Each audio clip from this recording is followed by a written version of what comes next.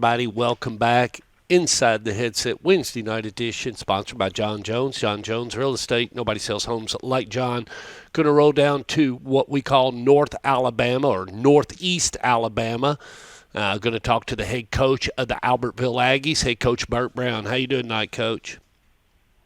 I'm good. Stork, how about yourself? I'm doing wonderful, and thank you for asking. Well, you're sitting at 0-7. You had fall break, and that was on the 4th. You played this past Friday night against Huntsville, 42-0. Didn't come away with a win. Talk to me a little bit about Huntsville and where their team is going and what happened with the Aggies. Well, our starting quarterback is out. He was out in concussion protocol. He's a freshman. Oh, wow. I didn't know that. Okay, so we started the sophomore. We started a sophomore, and defensively, we played pretty well in the first quarter and first half, really. With young players, and we've got them everywhere. I mean, starting a freshman at tackle, at left tackle, and two sophomores up front with a couple of juniors, and we're down. We were down to our fourth and fifth string running backs. We've been banged up at running back. We don't run the ball very well because we're just not big enough and strong enough yet up front. And we're playing against some football teams that are much bigger. But we midway through the second quarter, it's 7-0, and we throw a pick six, and we basically tell our quarterbacks, because they're so young, what side to throw it to, and we told them to throw it into the boundary, threw it to the field, and they pick sixed it. And so it's 14-0, and they get the ball and they go down and score. And we are just a football team right now that we're playing very good football teams. And for us to be competitive with them, they have to probably play their worst game, and we've got to play our best game for us to be in the football game, just for the simple fact of just how many, our lack of seniors. We've got 8 seniors when it's school, a 7A football school should have 30, 35. So, it's just tough sledding for us right now. We've got a lot of young kids playing, and I talked to the juniors about it the other day, and I just said, guys, you're not only playing for this year, but you're playing for yourself to have a good senior year next year. So, it's one of those things. We're just trying to get better every day at little facets of the game, and just do some things correct and get ourselves better. The flip side of this is there's so many kids, and I will say this to them, there's so many kids out there. You're looking for a couple. To start for the Albertville Aggies right now. What do you got to be? Well, you got to be man enough to put on that helmet and go out there and play the game, but also play under control, and do what Coach Browne says and the other staff, and just play with a little bit of something that a lot of other people don't have. You got to be a little bit. For me, It's like it was kind of like I was listening to Philip a little bit earlier, and I don't want to say this in a bad way, but kids that go to a private school or something like that, and great for them that if you go to a private school, God, I wish I could have gone to a private, because it is a different program and it is a different set of just curriculum, a daily curriculum, and you're around a lot of other people that are going to go on and go to college. Sometimes when you go to a rural area high school, or you go, not everybody's going to college. People are going to go to work when they come out of high school. So it's a little bit different, and you play with kids that none of them are going to go play college football. None of them. And you have to look at it that where it kind of comes from is first, you got it, Coach Busby was talking earlier, you got to have a little bit of luck when you do get good and you do get there. But these kids, what they really don't realize is they're getting the experience. Now all they have to do is put the weights and the meanness and the skill set to the experience, and they're going to be great football players. What they really don't understand is they're going to have the first part of it, which a lot of people don't ever get to. It's going to be the first ingredient is experience in the game and understanding what Friday night is all about because they've had their brains beat in so many times.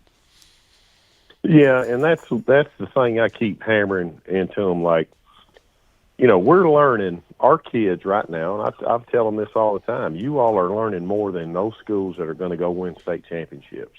Absolutely. Because you're dealing with adversity every Friday night, and you're up against it, and you're fighting through this thing, and you're getting taught a lot about life right now. I mean, life's not fair, and you're going to have some ups and downs, and we're really fighting through some downs right now, my friend. I inherited a football program that hadn't been very good in a while, and 8 seniors and 8 juniors when I got here last year, and and I think we're going to have 25 or 6 seniors next year, probably 30 juniors, and 35 sophomores, and probably 40, 50 freshmen. So, we're doing what we need to do in the hallways, recruiting kids, getting kids out.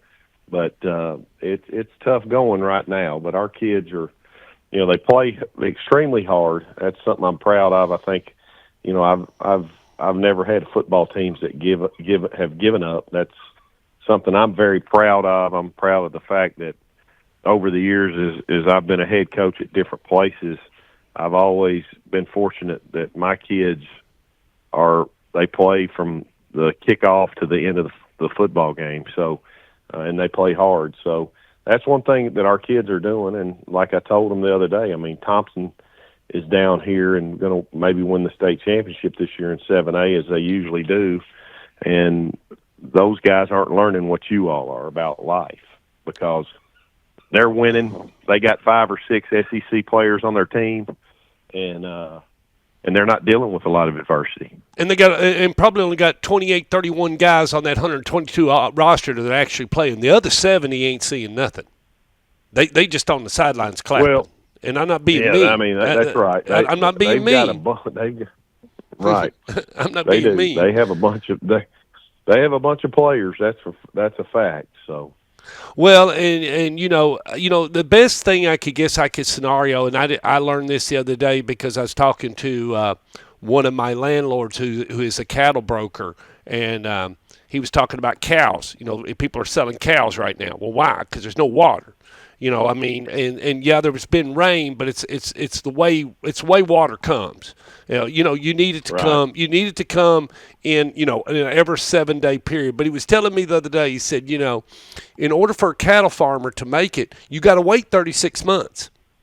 Because what happens is you got to get the mama cow's got to get one out, and then after you get one out, they got to have a baby in order for the business to work. So it's a long process. Yeah. It's not that you just got this cow. What has to happen is mama has to get one out, and then that girl has to get one out in order for the cycle to start. It takes 36 months for that to happen.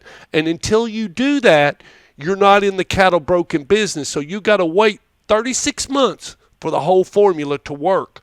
And it's not just not just buying cows. You're buying, but you got to wait it out in order to get the true profit of the other end. It's not the first cow; it's the second cow, and it has to be had from the mother from the first cow. Right, and that's kind of what That's exactly what you're going through right now. That's exactly what, because the time period it's going to take, and to get the freshmen and sophomores up to the junior and senior level, it's nothing against the kids that are juniors and seniors. Had you not come along, heck, it'd still be the same daggone way it was before you got there, and at least you're providing some type of structure and steering the boat in the right direction instead of it going it's going downstream. Right, and that's what we're trying to do, when you got young kids, typical example the other night, it's a tight game still in the first half, and it's 3rd and 23. They're backed up inside their 5, and they call a timeout. And so we're over there talking to our kids, and our defensive coordinator was talking to the kids, and he said, play off 7 yards and don't let anybody behind you. And the last thing I said to one of our corners was, keep it in front of you. Snapped, you turn and run. Keep it in front of you. You turn and run. When that ball is snapped, you turn and run. All right, you're gonna start out at 7 just to give some kind of make them not think they can throw a little quick screen and run 25 yards with it. But I told the kid, I was like, as soon as that ball snaps, you turn and run. Well, he didn't turn and run, and the guy ran right by him, and they picked up a 92-yard gain on a go route. On the go route. And we give up a 3rd and 23, and 2 plays later they're in the end zone, and it's stuff like that that just absolutely kills you. I mean, you can't do stuff like that, especially coming out of a timeout when, and that's the thing. One of the things I think today kids don't watch football like they used to. I just don't think they watch it and listen and learn like kids used to. And I grew up watching football constantly, and so it's those things. It's learning the game and learning the things to do, and that's what we're struggling with right now because we are so young. Well, in understanding who's good and why they are good, or what happened to, or why, like they always say in the NFL, the first thing you got to do, you got to be able to score points. No question. Right. You got to be able to put points up when you want to if you're going to be good in the NFL. That's just all there is to it, yeah. And put them up quickly. Yep. And then, but a lot of teams, Coach Browne, I think the biggest thing is, where the real reward is like you said, when the freshmen and sophomores, in 2 years when they're juniors and seniors, and then they look back and they're teaching the freshmen, sophomores. The thing about them is, if I'm a freshman and I'm coming in, I'm looking at a guy that was once a sophomore, now he's a senior. Right. I won't know the route or the road or the hard miles or where he come from. So the pride level of what you're building, the kids don't get it today. And it may not happen this fall, but somewhere along the line between now and next fall, when you put the ball in the air, there's going to be a little more pride in the Albertville program. I'm sorry to a senior that is now, but to a junior, there's going to be, like you said, the commission has not come home. We're still in the field. It's still cooking on the stove. There's no commission. It's right. hard. And that's what we got.